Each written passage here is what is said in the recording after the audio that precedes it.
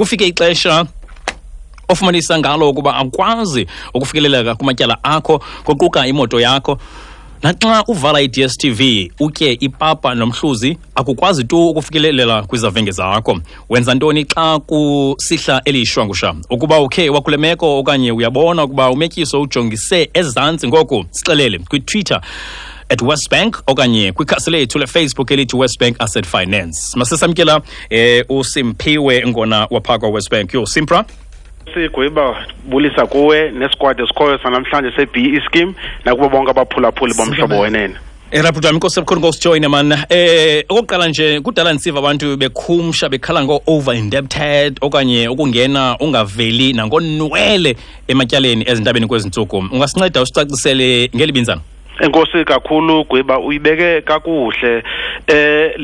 Lo mba okuthiwa i-over indebtedness ngumba othethekayo kakhulu kumaphephandaba nakuyo yonke imeko ekhoyo eMzantsi Afrika namhlanje. Oku ke kukuntyumpantyumpeka kwizikweliti ezingaphaya koko nokufikelela ibe akusakwazi ukuzihlawula.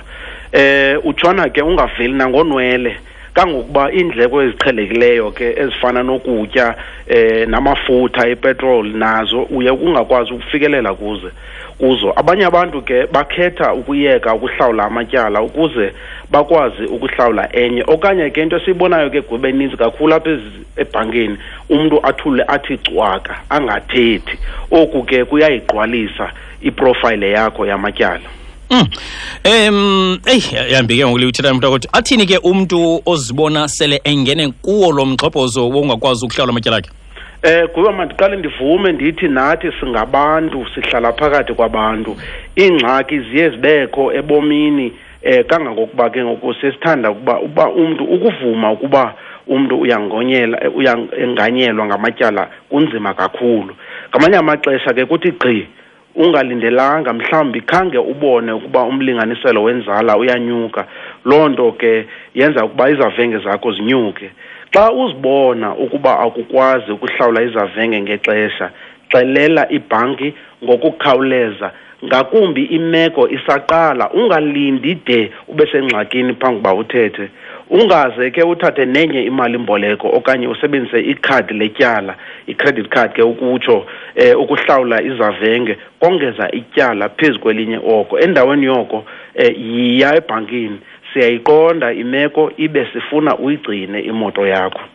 Okay, ndiyakuva ke mntakwethu. Masithi ke sikule nyanga ndidinga uncedo, ndifowunela ibhanki bazawundincedisa ngelithini bona?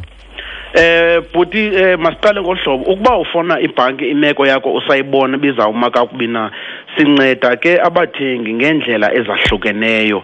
Kuba ke uba ke mhlambi masithathe umzekelo nje othe vetshe, ukuba usemva ke mhlambi ngezikweliti ezintathu nezinye, noko kuyabe sekulate ukuphakamisa isandla ngoko.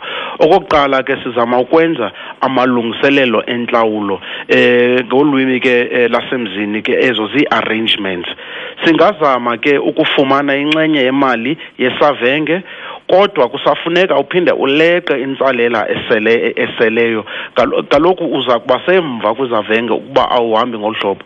Ukuba ungene zwapha kucace ukuba kukho ndlela yokuphuma ngoku ematyaleni, unokucela ukuba ululekwe ngamatyala akho. Yo, ukululekwa ngamatyala ingathi izindaba ezimi nje zomntakwethu. Hayi ke yinkqubo nje le yokulawula ityala lakho. Umluleki wezikweliti ukunceda ukwazi ukuhlawula amatyala akho ngokwenza amalungiselelo kunye nabantu okanye amaziko watyalayo. Kuza kufuneka ungaphosi izavenge ke apho de uphume ematyaleni. Xa kuhlolwa amatyala akho akukwazi ukufumana imali mboleko entsha ngaphezu kwezigidi ezingama-11 zabemi baseMzantsi Afrika namhlanje basengxakini yamatyala. Oku ke kuthetha ukuba abakwazi ukuhlawula amatyala abo ngaphezu kweenyanga ezintathu. Akufuni ukuba kule ngxaki. Kaloku oku kuchaphazela kakubi ingxelo yakho yamatyala. Kuyawaziwa ke uyawukwaziwa njengomntu ongena kuthenjwa yimizi eboleka imali. Okay, okugqibela mntakwethu ukhona umbuzo sifumana apha kokutshitsha ngoku uphantsi ofana nalo umkhululi uyabuza uthi kwenzeka ntoni xa umntu elulekwa ngokwezikweliti okanye ewalulekwa ngokwezikweliti engakwazi ukufaka izicelo zemali mboleko yemoto? Lo mbuzo unempendulo ezimbini. Ukuba uyalulekwa ngokwezikweliti ngelishwa lo mhluzi wamanqina soze ufumane imali mboleko okanye ityala elitsha. Ungafumana imali mboleko entsha kuphela xa sele ugqibile ululeko lwezikweliti. Xa uphuma kululeko lwezikweliti unikwa isertificate esibonisa ukuba ukhululekile ematyaleni. I-credit bureau ke ziza kwaziswa ukuba uhlawule onke amatyala akho. Ukuba ukululeko lwezikweliti kuza kubonakala oko kwingxelo yakho yamatyala, kodwa ngoku ungafaka isicelo semali mboleko entsha. Noko ke ukuba kukho imisila yengwe ngenxa yamatyala ezike zihlala kwingxelo yakho yamatyala ihlala iminyaka emihlanu, ibe ke zishiya ichaphaza kwizicelo zakho zemali mboleko. Alright, mntakwethu ndiyakuva mani.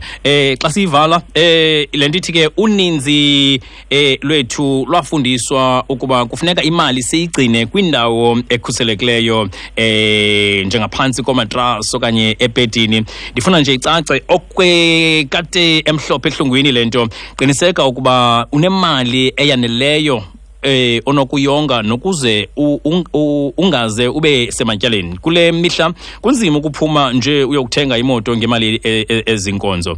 Ayinamsebenzi loo nto. Ngamanye amaxesha kufuneka sithathe imali mboleko yokuthenga imoto esiyifunayo. Kufuneka sikwazi ukulawula amatyala ethu. Oku kuthetha ukuqiniseka ukuba siyakufikelela ukubuyisa loo mali. Ukuba unemibuzo malunga noluleko lwemali okanye malunga nokuphosa izavenge zemoto ube ungazi omele ukwenze, nceda ubuze kwa Westbank, usebenzisa iTwitter @Westbank okanye usebenzisa #WestbankHowTo. Ukuba onobumba abayi-140 abanelanga kumbuzo wakho, ungathumela amagqabaza akho kwiqela kwikhasi leFacebook elithi Westbank Asset Finance. Kwiveki ezayo kwinkqubo yethu ethi #WestbankHowTo siza kubonisa indlela yokuphepha ukuhluthelwa imoto. Kodwa ke ukuba akusafikeleli imali yakho ibe kufuneka uyibuyisele, kungcono ukwazi ukhetho onalo uze ufumane neengcebiso ezivela kuSimpra lo uSimpiwe ngendlela yokubuyisela ingxelo yakho yamatyala. Simpra, nkosi kakhulu bhuti wam. Nkosi kakhulu bhuti, bene mina emnandi.